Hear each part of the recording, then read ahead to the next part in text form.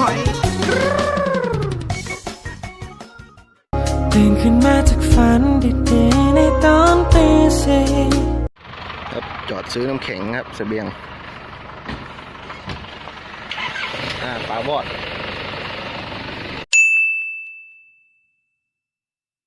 ดึงโดนนะครับช่างน้องของเราเล่นงานเอาแต่เช้าเลยครับเอาเช้าเลยฮะช่างน้องหมวกหมานเล่นกันแต่เช้าตอนนี้ก็เวลาโมงฮะ7 โมงกว่าๆนะครับส่งได้คนเดียวก็จัดไป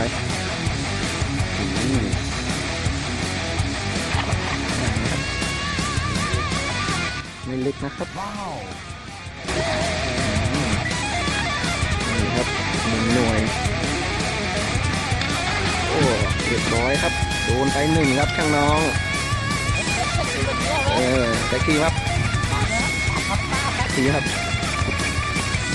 ป้าครับโอเคครับ1 หน่วยจะไปครับช่างน้องโดนเลยแล้วครับโดนโอ้โหมันใหญ่มากเขาใหญ่มันใหญ่มากครับโดนนะครับช่างน้องของเราโอ้โหอะไรครับนั่นคืออะไรครับกดครับ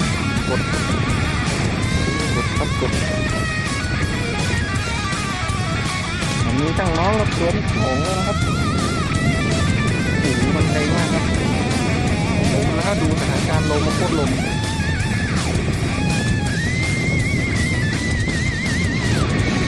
นับเลยครับนะตามไอ้การรักษาดิยอมหรือยังครับยอมหรือยังครับน้อง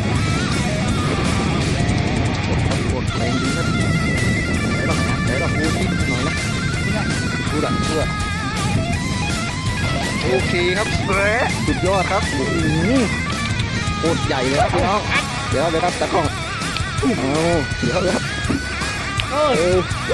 จัดไปครับนี่ครับนี่2 ตัวทั้งน้องเหมาเลยครับ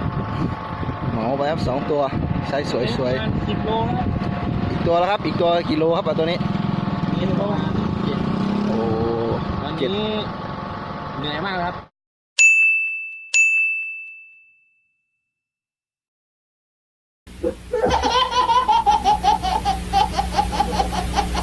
แล้วเป็นโผล่เก็บเป็นหยด